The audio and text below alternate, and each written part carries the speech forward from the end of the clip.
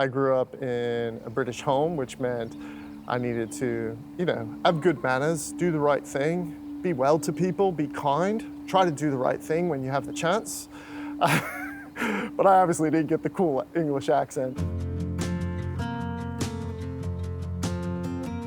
But none of it had anything to do with church. Like, church just wasn't part of my upbringing. I had never been to a church service. Faith was never brought up in my home. I never really felt a need for it. I felt like, well, I'm a pretty good guy. I do things the way I think I'm supposed to. But it wasn't until I was older and I was an executive working for a local entrepreneur, and I got to a point where he really started to open the financial books to me. And he told me, he said, once you get in there, you're gonna see some things you'll probably have some questions about. I'd love to talk to you about those. And I thought, oh no, what's going on? And the reality was he was giving a lot of our money to Christian organizations here locally, globally. And my first thought was, man, if you're giving this much money away, you can be paying me more money. But I was really challenged by that. I knew he was doing something good, and so I didn't want to feel negatively about it, and that really started to kind of work inside of me. I started to really feel bad about how I was thinking about this. And so my best friend's brother, every time I run into him somewhere in Orlando, he'd always say to me, hey man, like, I love my church. I know you're not a church guy, Dan, but if you ever want to go to church, you got to call me up. I just threw it off. I didn't go to church, but here I was at this moment where I was challenged by something that a Christian was doing, how he used his money, and I had all these questions. And so I called Brian up and I said, hey man, I got a question about you Christians and money. And he said, great. And now knowing what I know, he pulled the perfect move. He said, well, why don't you come to church with me on Sunday?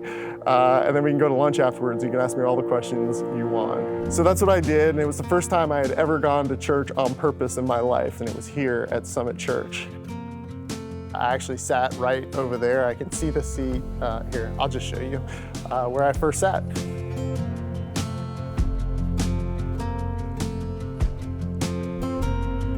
I remember sitting here and I didn't know what to expect, and they come on stage and they announce that this is the first week of a 4-week series on money. This morning I want to talk primarily to all the rich Christians who are here.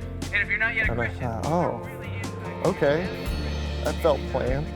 And it was the first time I realized that Jesus was like this real person that walked on this earth, and they're bringing up maps and they're talking about the historical components around when Jesus walked the earth. And I thought, man, this isn't just a bunch of made up stories in a book. These are things that really happened. And that just blew my mind. That was really I think the first moment that I was like, wait, there's something to this that I had missed all this time. And it really started to create this craving inside of me to want to know more, and I became that annoying person that just anybody who would let me, I just started asking questions and digging and digging and digging, and that's just kind of how things started to go. And ultimately, this group of men that were already in my life through different various places, guys that I ate chicken wings and drank beer with, right, were talking to me about Jesus. So as they started to see that I got curious and I had questions, they really started to lean in and come around me, and that began my first ever kind of connect group, as it would be. And it was just this collection of men who would start meeting with me every Wednesday morning. As we kept going, I realized I didn't know everything, but I believed. I knew that this was something that I wanted to invest in, and that Jesus was who he said it was. And so even though I didn't have all the answers to the questions that I probably had, I felt like my next step was to be baptized. to those of you who are getting baptized today, let me just say right up front, thank you for being faithful, and thank you for being obedient. It matters, and we're grateful.